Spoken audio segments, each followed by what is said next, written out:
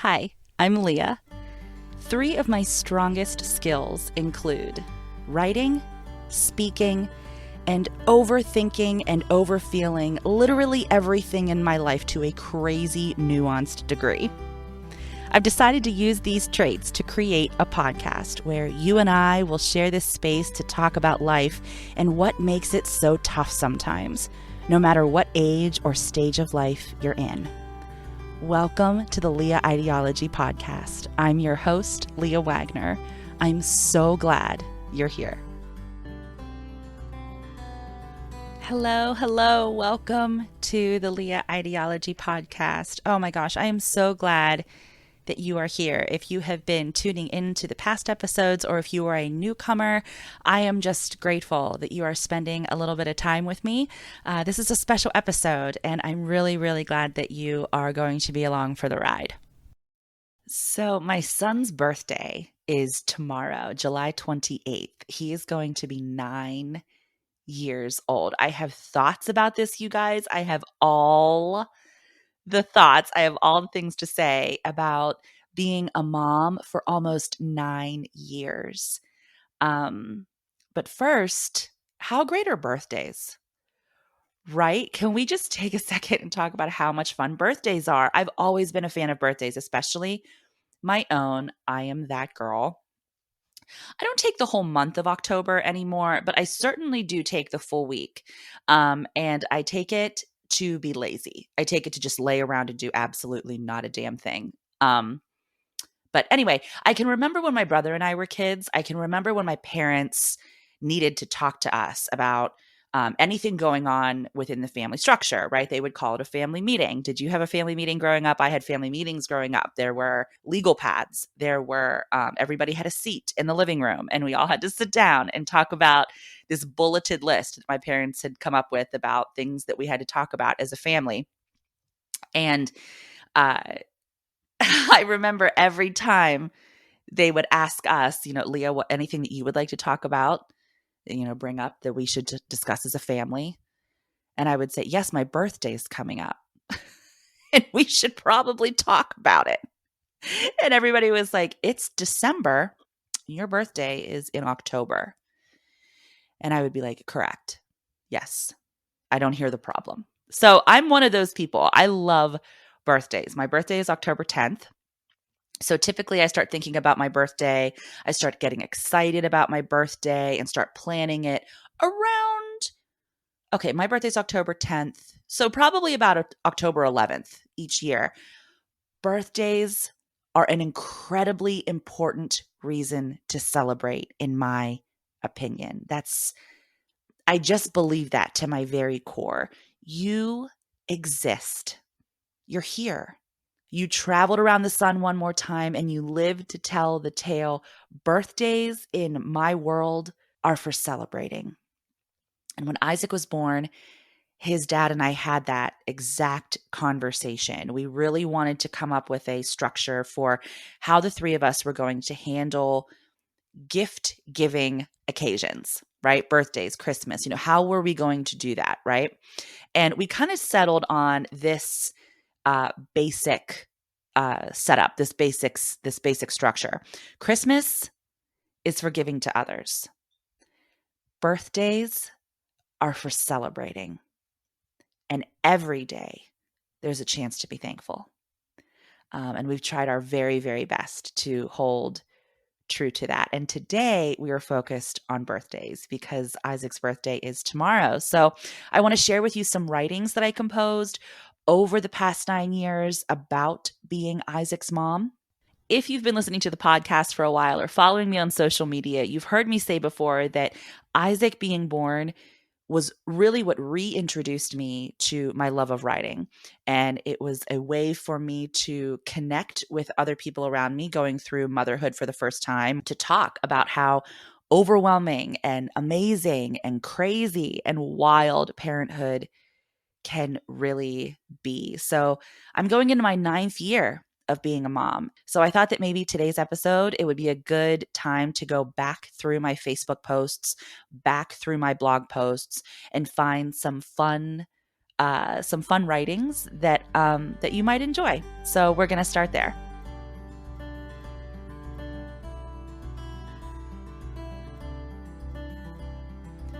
I wrote this post in February of 2015.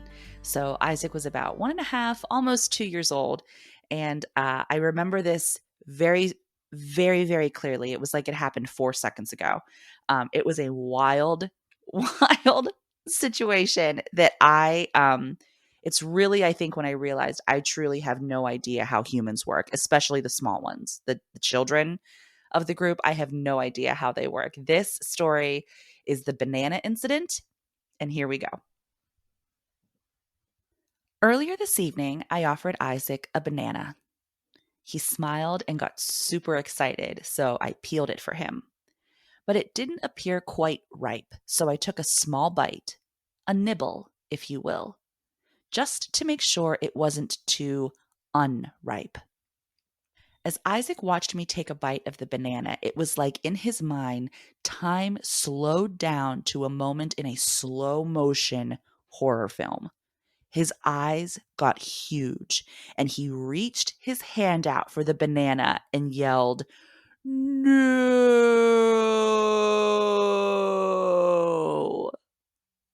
After that, the biggest tantrum to ever hit the Wagner home took place.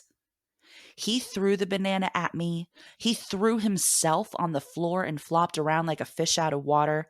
He screamed at me for what felt like hours. He ripped his clothes off because that's obviously what you do when you really want someone to know you're mad at them. But as he was tearing off his clothes like a wild animal preying on its dinner, he was looking at me as if to say, "Look at what you're making me do. This is why we can't have nice things, Mom." He was screaming as though I was ripping his skin off along with his clothes, the clothes that I wasn't even touching. He finally calmed down after he saw a piece of lint on his toe and got distracted. I'll say it again so that has a chance to sink in. He finally calmed himself down after he saw a piece of lint on his own toe and got distracted. The rest of the evening was spent with me being terrified to move, and the very sound of his footsteps made me incredibly tense. I'm being held captive in my own home by a 25-pound naked human who absolutely, positively, under no circumstances, wants you to taste test his food.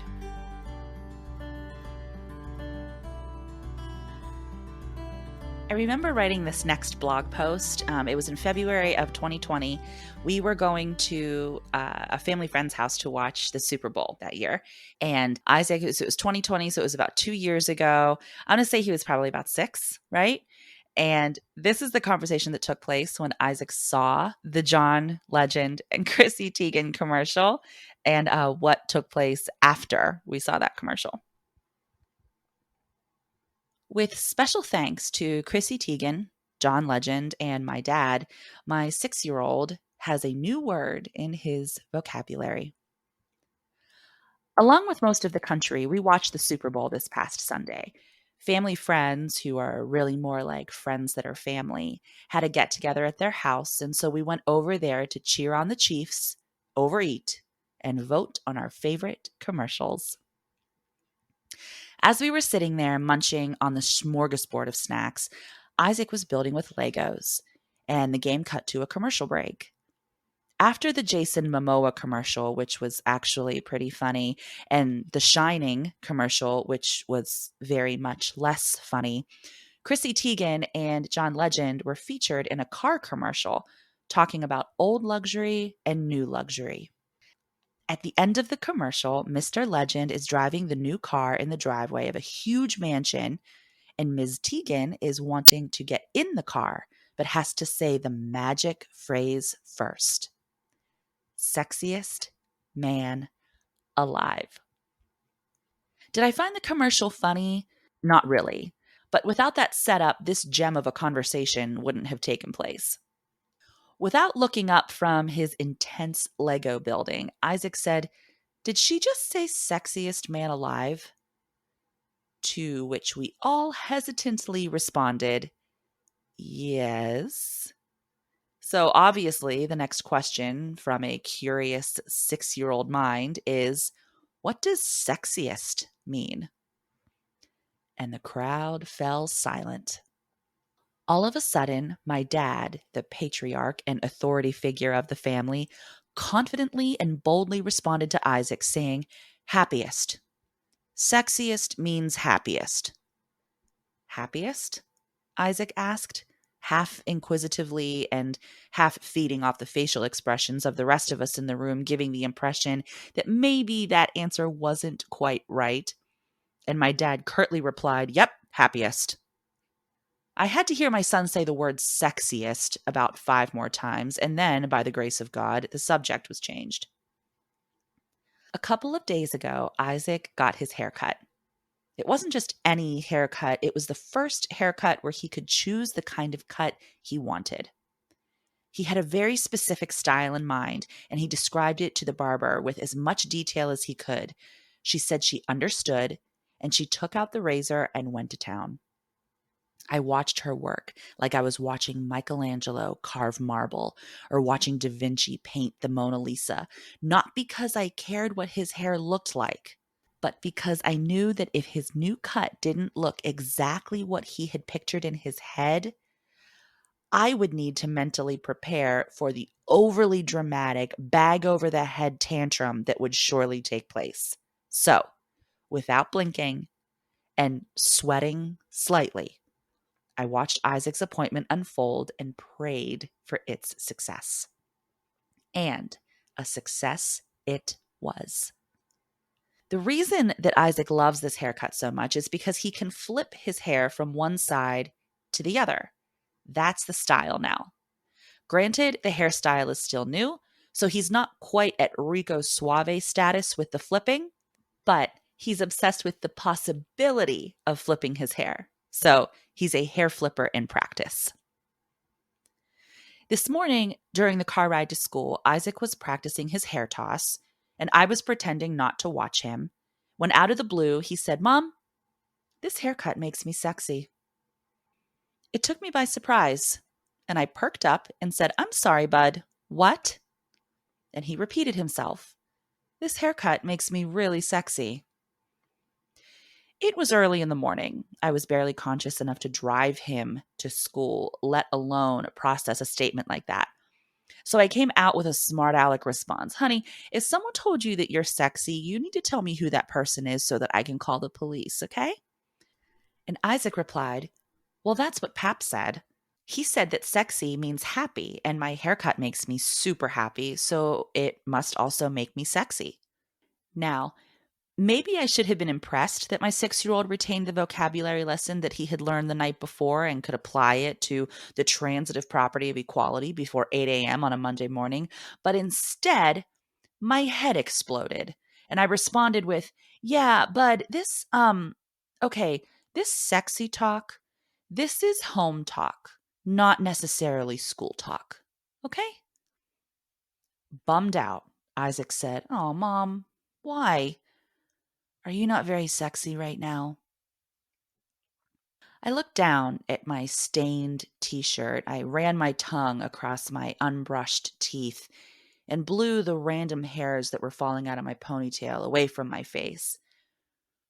Looked at myself in the rearview mirror and thought, Leah, you are a badass woman who is sexy as hell, no matter how it's defined. And then I looked back at Isaac, who was still as confused as a dog looking for a stick that was never thrown in the first place, and said, I love you, bud. And I hope today is the best hair flippin' day ever.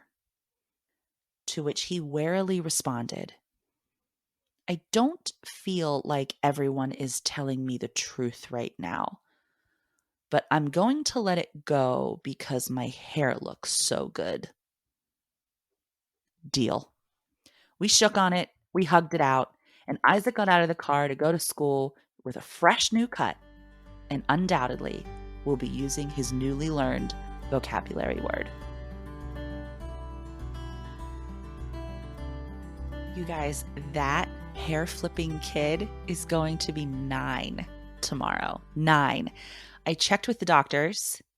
They said it's normal. They said that growing up in a chronological way, getting older each year and taller, he said that that was totally normal. So, uh, yeah, I feel like this age of going from third grade to fourth grade, turning from 8 to 9, seems very big. It seems like a huge, huge deal. His attitude and his independence are fierce, and his need to fit in with his peers absolutely terrifies me. And if I'm being very honest, I have no idea how to raise a child, period, let alone raise a child in today's day and age. It's overwhelming.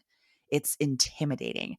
And I've been very honest in previous episodes, and I will continue to say again and again that I have no answers, no right answers anyway, on how parenthood should be.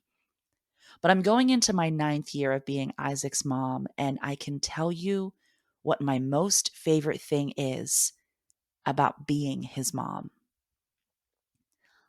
I get to learn and discover and celebrate who Isaac is.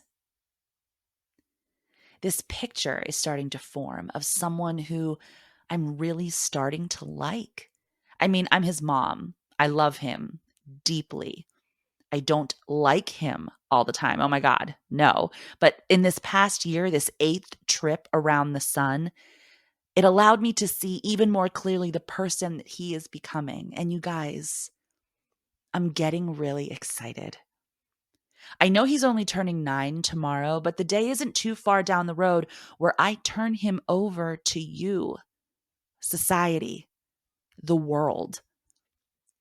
And after getting to know Isaac this past year, after getting to know how he relates to laughter, not just seeing what he laughs at and seeing how his sense of humor is developing, but also getting to see that he uses laughter to bond with his friends. Getting to learn how he pays attention to the world, how he pays attention very deeply to facial expressions, and how he pays attention to the feelings and the energies in a room. Getting to know better what hurts his feelings, what his sensitivities are, and how he handles conflict and uncomfortableness. It's fascinating to me to see how he sees the world and getting to know the person who he is becoming. And here's the thing. Here's the kicker. Remember how important it is for me for you to know that I'm rooting for you. And remember in episode 2 how we talked about what I really, really, truly mean when I say that. If not, or even if you did, I challenge you to go back to episode number 2. You can fast forward it to minute 9, second 6. 9 minutes, 6 seconds. Start listening right there. And this time when you listen to it, think about it in regards to your kids. If we're rooting for each other, shouldn't that also apply to our kids? Of all the people in this entire freaking world, shouldn't we be rooting for our kids? But here's the thing. There is going to be a point, if it hasn't happened already, where Isaac is going to see the world differently than me. He is going to have a point of view that's different from mine based on the life experience that he has had. And this is where the rubber meets the road. This is where we put the I'm rooting for you battle cry into motion. This is the moment that other moments will be built upon. How we react when our kids process the world differently than us will determine the tone, the frequency, and the probability of our kids coming to talk to us about things in the future. Our kids seeing the world differently than us can be a blessing if we let it be. Growing up is so hard for kids and for the parents. We have to stretch ourselves in ways we didn't even know we were stretchable. And then, just when we feel like we might be getting the hang of something, the unthinkable happens. Our kids keep growing up. And before you know it, you're finishing up year 8, entering into year 9, and you're back at square one, not knowing the best ways to raise a 9-year-old. But here's the good news. Here's the good news the way I see it. I don't have to raise 9-year-olds. I have to raise Isaac. And he happens to be 9. He's never been 9 years old before. So I've never been a mom to a 9-year-old Isaac before. So we're both in unfamiliar water. In times like this, I tend to overthink. Overthinking is one of my strongest skills, you guys. I do it oh so well. What's the best way to handle my kid getting older? Isn't there a checklist I can look at? Something I can make sure that I know that I'm on track? What's the best way to handle us seeing things differently? What's the best way to navigate through so many unknown things? It turns out I may have stumbled across an answer of sorts back in 2018. This is a post that I wrote in April, and it gives you a bit more insight to my relationship with Isaac.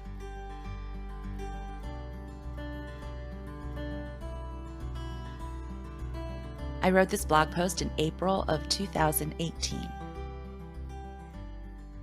I classify myself as a never wannabe mom. When I was growing up, playing house and holding babies were never things that I dreamed about. I actually can't think of anything specifically that I had a burning passion for, but I know parenthood and momming weren't even on the list, let alone hold up a top 10 spot. Fast forward to the year 2020, and I can attest to Mr. Lennon's claim that life is what happens when you're busy making other plans. My son will turn 7 years old this summer. Isaac, for the most part, is a pretty good kid. I know I'm biased, but I have to tell myself that because the 5-year warranty is up. So returns and give backsies are null and void at this point.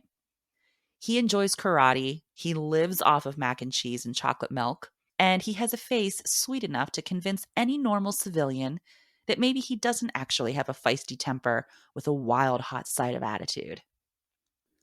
Isaac and I are learning that while we don't necessarily see eye to eye on certain things, like how loud an indoor voice should be, or how many days is too many days to wear the same pair of underwear, we do see eye to eye on things like air conditioning is one of the greatest inventions ever. Singing loudly in the car cures almost any bad day. And as far as activities go, cuddling isn't one of our most favorite things. Yeah, you read that correctly. Cuddling.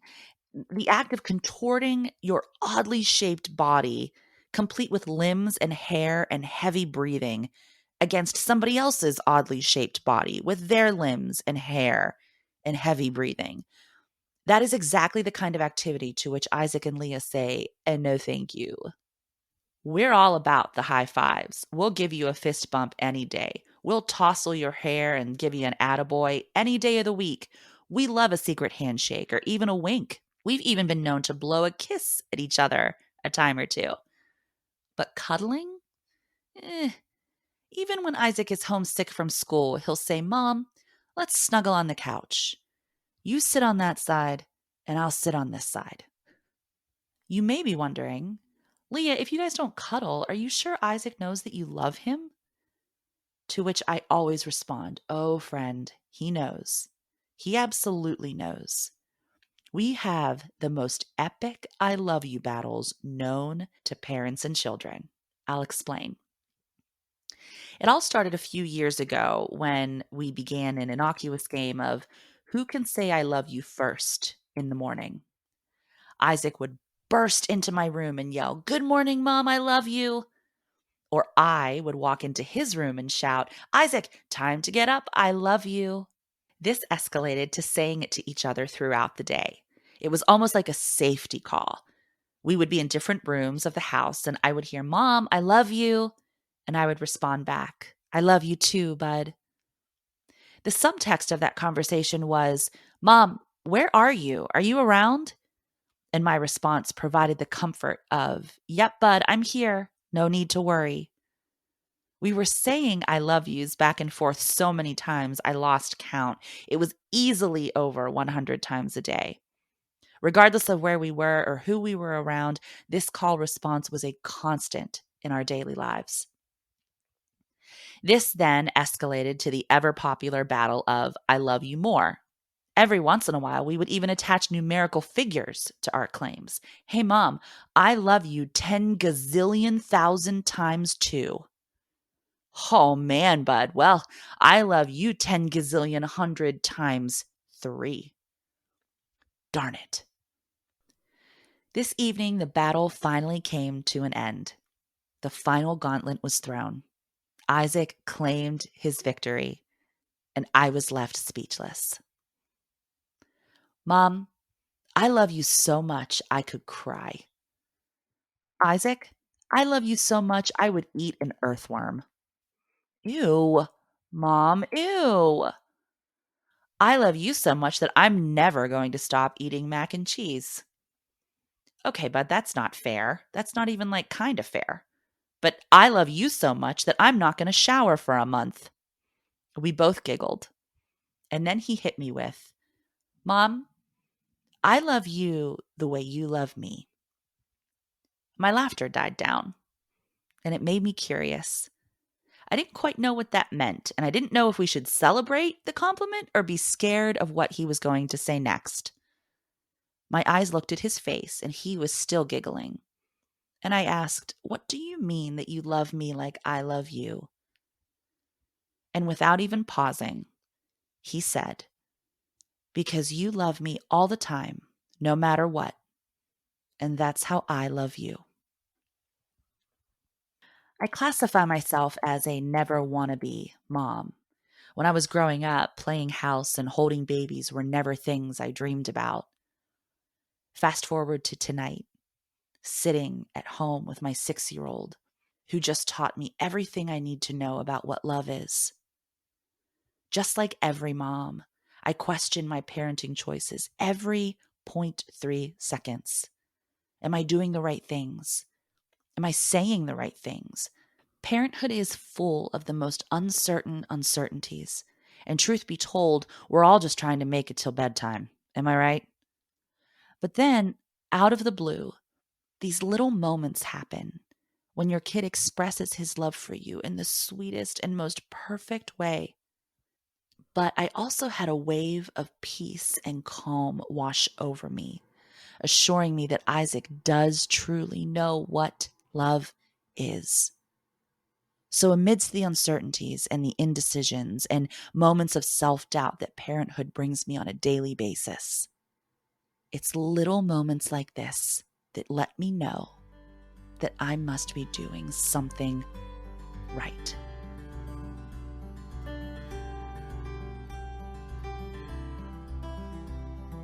This 6-year-old who once freaked out about me eating his banana but calmed himself down with his own toe lint. This kid who learned the word sexy from his pap and John Legend. This kid will be 9 years old tomorrow. And I have no idea what this 9th year will bring us. I have no idea what this year has in store for us. But at the core of it all, at the foundation, at the base, at the guts of it all, I feel like my only way to combat this wild world that my kid is growing up in, the only thing that I can do to help ensure that he's okay down the line, is to make sure that Isaac knows that I love him all the time, no matter what. No matter what the world throws at him, he has a safe place to land. He is safe here. He is loved all the time, no matter what. This is the energy he and I are bringing into our 9th year together. This is the vibe we are going to give each other when the world gets really, really scary. This is the wish that I would make for him if I was the one allowed to blow out the candles on top of the cake. Isaac, my dude, welcome to year number 9. Gosh, I have so so many wishes for you, and if I listed them here, we would be sitting here for hours. But I did write down several of my wishes, and as I read over them, I realized that at the core, there was one common thread, one common denominator, one thing that was very clearly the theme of all of my wishes for you. I absolutely love watching you become you. I love it. And because I love it so much, I don't want to do anything to mess it up. But I'm hypercritical of myself and have extremely low self-confidence when it comes to basically anything anymore. So if it feels like I'm freaking out about everything, just know you're absolutely right. 100% I am. And I'm working on it. I promise. The only thing I know for sure, that underneath all the fear and uncertainty, Isaac, I love you. I love you without any conditions. So I love you unconditionally. That's all I can offer you. All the time, no matter what life throws at us, no matter what we have to walk through together, we'll do it just like that, together. That's my wish for you, that you know that you'll never have to walk alone, that you'll always be part of my together. There isn't anything that could happen that would make me love you less. You receive my love free of cost. That's what I'm promising. And that's my wish for you on this birthday and for every birthday, bud. For you to know how loved you are all the time, no matter what.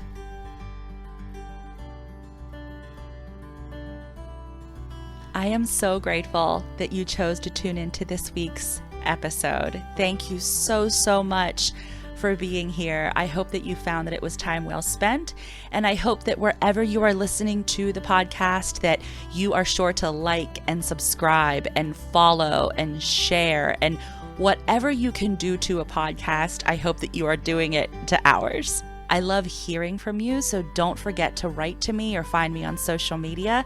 And until next week, when we drop a new episode on Wednesday, I hope that you know from now until then and forever and ever, friend, I am rooting for you. I'll see you next week.